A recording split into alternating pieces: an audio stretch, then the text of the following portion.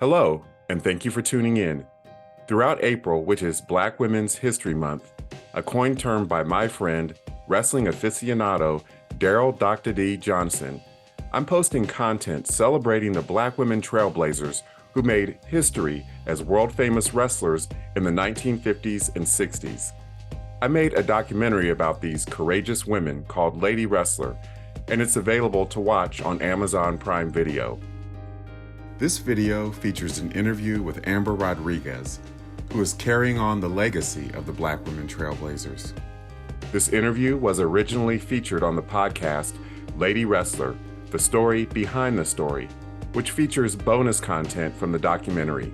You can check out the podcast on Apple Podcasts, Stitcher, and several other platforms. I'll put a link to the podcast and to the documentary itself in the description of this video. And now, here's my interview with the phenomenal Amber Rodriguez.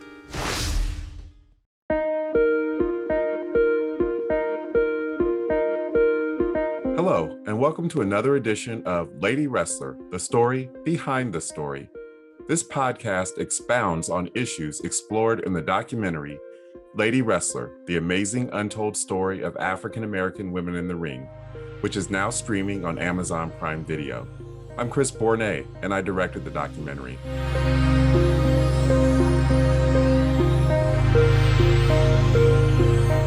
Lady Wrestler chronicles how trailblazing African American women like Babs Wingo, Ethel Johnson, Marva Scott, Kathleen Wembley, and Ramona Isbell integrated pro wrestling in the 1950s and 60s.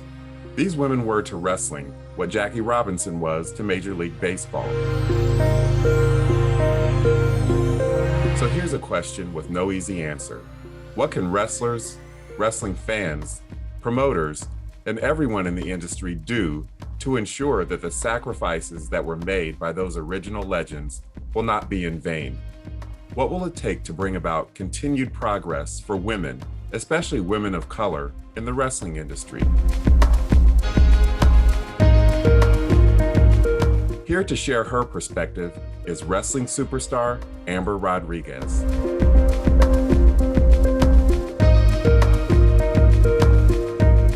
Amber was trained by WWE's Dwayne Gill, known to wrestling fans as the comedic character Gillberg, according to ProWrestlingFandom.com. She made her debut in 2012. Amber's signature moves are Tequila Sunrise and Push-Up Facebuster. Her nicknames include the Boricua Princess and the Bronx Bombshell. Her championships include winning Maryland Championship Wrestling and MCW Women's Championship.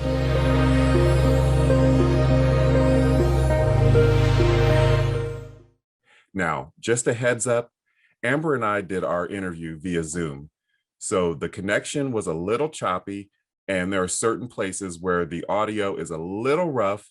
And if you happen to be watching this video on YouTube, you'll just see Amber's still photo instead of video of her talking. So with those housekeeping notes out of the way, without further ado, here is my interview with Amber Rodriguez. So you're from Alabama originally, correct? No, I'm originally from the DMV, or East Coast, because I've also spent a lot of time in New York. But I moved to Mobile, Alabama in 2019. I got stationed here. So. Okay. And I understand that you and your older brother were sort of into wrestling when you were growing up. That's sort of how you got interested in it. Is that correct? Yeah, that's exactly right. I started training when I was 15. So what exactly appealed to you about wrestling? Just the escape of it, honestly, just getting into a different world, like just getting to literally be someone else and kind of escape from just day-to-day life. I mean, you get a little bit of everything with wrestling. You know, you get a soap opera, you know, you get the athleticism, you know, you get a performance, you know what I mean? I just feel like I've always been in love with it since childhood, and then it's like, why not actually pursue something that you've always dreamed of doing? Um, so yeah, I mean, I just feel like with nothing else, like nothing else gives you that feeling like when you step through the curtain or when you're in the ring and it's you, your opponent or opponents sometimes, and like nothing else matters. Like it doesn't matter what happened at work yesterday. You know what I mean? Sure. So. How did your family react when you started wrestling? Not the most supportive at first. Eventually they came around. Which now that I myself am a parent, I kind of get it to an extent. Just that fear, because we all want our babies to be successful. Nobody wants for their kids to not have a life of abundance, and you know what I mean, just have the most out of this life. But at the same time, I just feel like support goes a long way. Like with my daughter, I mean, as long as it doesn't involve a street corner, like I'd be supportive of whatever it is that she wants to pursue. Sure. But to answer your question, yeah, like not the most supportive at first, but I feel like once I showed, just persistence and resilience, and that is really something I want to pursue, and I looked at it as more of a career, then I think that's when they came around. My dad, especially. Sure.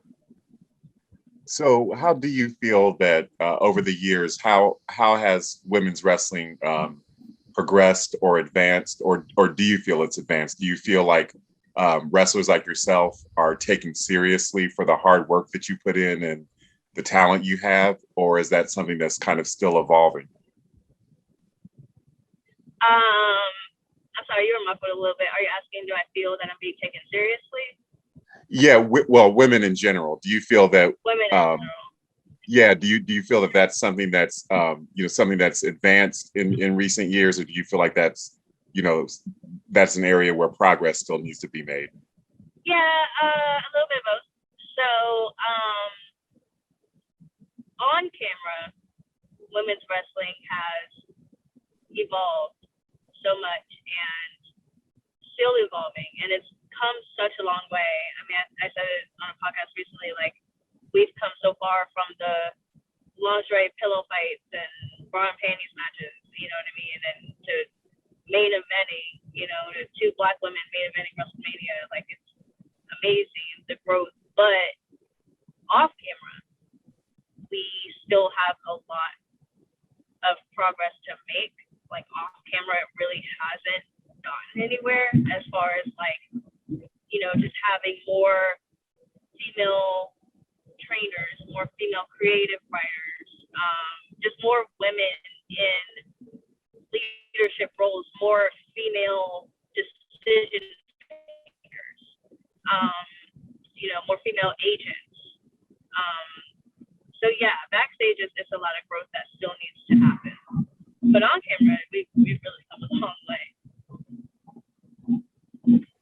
One thing that I've found that's been very interesting is, on my journey of making the documentary Lady Wrestler and speaking to male wrestling fans seem to have the utmost respect for female wrestlers, and they have an interest in seeing women's wrestling regardless of gender.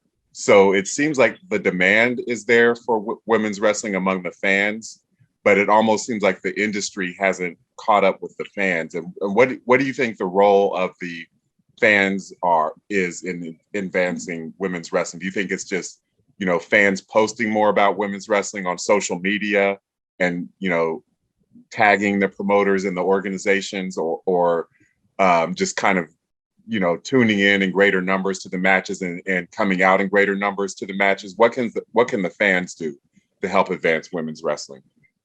Honestly, everything that you just said, just not be quiet about it. Just continue to voice your opinion and voice what you want, and what you want to see out of these companies, and just hold them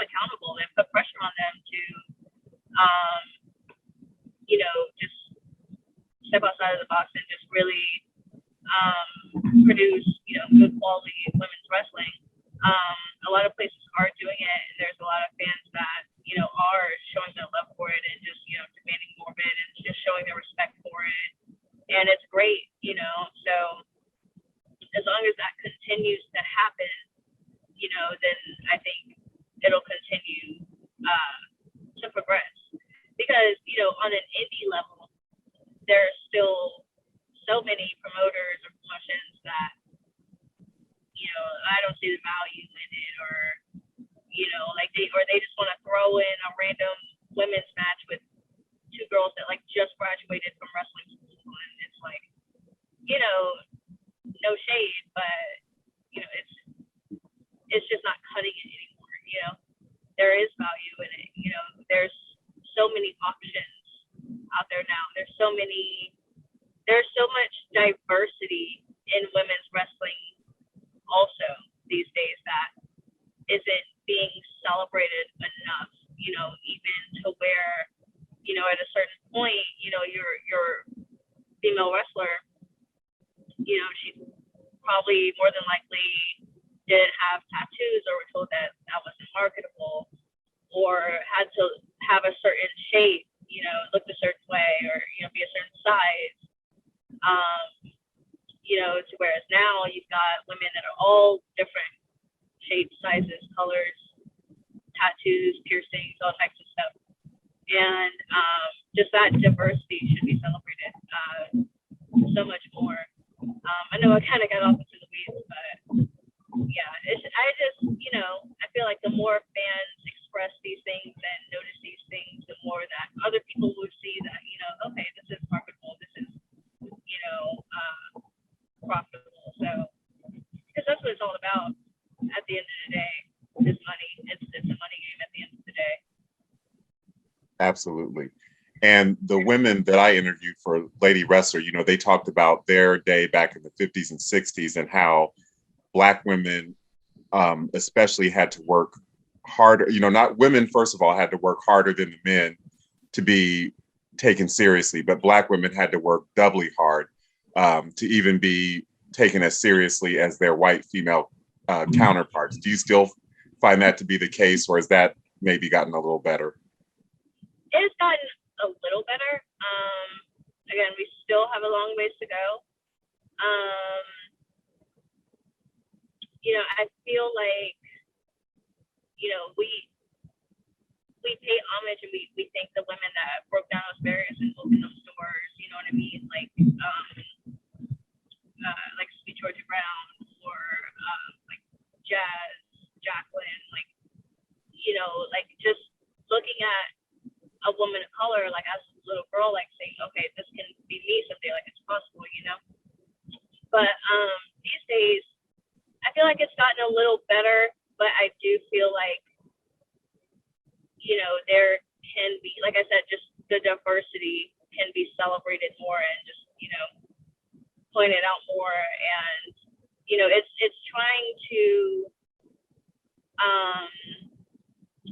what's the word? It's like starting to come to the surface somewhat now. Like there was an indie show recently, Black Girl Magic, and just more stuff like that, like I think will really showcase us just, on a different level. And, even with two Black women main eventing WrestleMania this year, like that's huge. So yeah, it has gotten better, but I do feel like there's always room for improvement. So there's always ways to do more. There's always ways to take it a step further and, showcase Black women even more. So, yeah. Right. And, the women that I interviewed, like Ethel Johnson and Ramona Isbell, they sort of came in on the tail end of the, what was considered the golden age of women's wrestling from the 30s through the 50s. And that was sort of ushered in by a male promoter, Billy Wolf. And, after Billy Wolf passed away in the 60s, women's wrestling sort of, the popularity waned a little bit until the 80s. It started kind of experiencing a renaissance with Glow and other promotions. So what what do you think can be done to kind of sustain the popularity of women's wrestling rather than going through these like boom and bust cycles where it's like popular, really popular for, you know, a number of years, then it kind of wanes, then it comes back and makes a, you know, revival. Like What can be done to, right. What can be done so it's not looked at as like a fad or like, you know, just the popular wrestlers of the moment, and then, you know, when they retire, go out of the business, you know, the women coming behind them have to rebuild the whole business up again. What can be done to, you know, so there's a consistent can support for women's wrestling? Just like not allowing it to be set back. Like we have to put our foot down, you know what I mean, and not take on roles that don't make us look good. You know, like if a promoter pitches an idea to you that sounds like something that probably would have worked in '98, but these days it's just like we've come so far from that, then don't do it. You know what I mean? Like it comes with us standing firm. Also, like, you know, it's funny how you mentioned like how can the fans contribute, because they are a huge contribution, because wrestling is all about, like, wrestling's always evolving.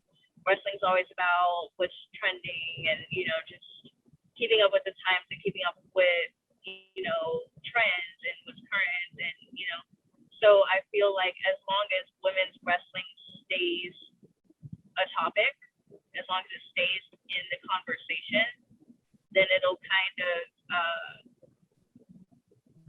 you know, correspond with promotions and, you know, promoters saying like, you know, this is something that we have to have on here. We have to feature the women, have to showcase the women, you know, because this is what people want to see.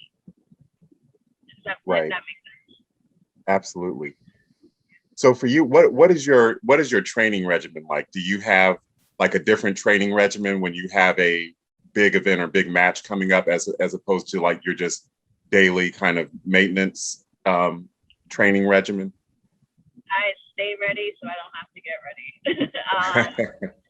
You never know when the phone's gonna ring. You know what I mean? So whether it's a big match or just, you know, I don't mean to sound like insulting, but just like, I don't know, just like a regular like match or somebody that I've worked like a million times, or, you know, if it's something that's like, you know, a big showcase type deal or whatever, whatever the match is, like I train the same, you know what I mean? Like, I'm always upping my intensity. I'm always pushing my body. I'm always pushing myself. You know, being in the military has really taught me just more about like pushing my body to its limit. So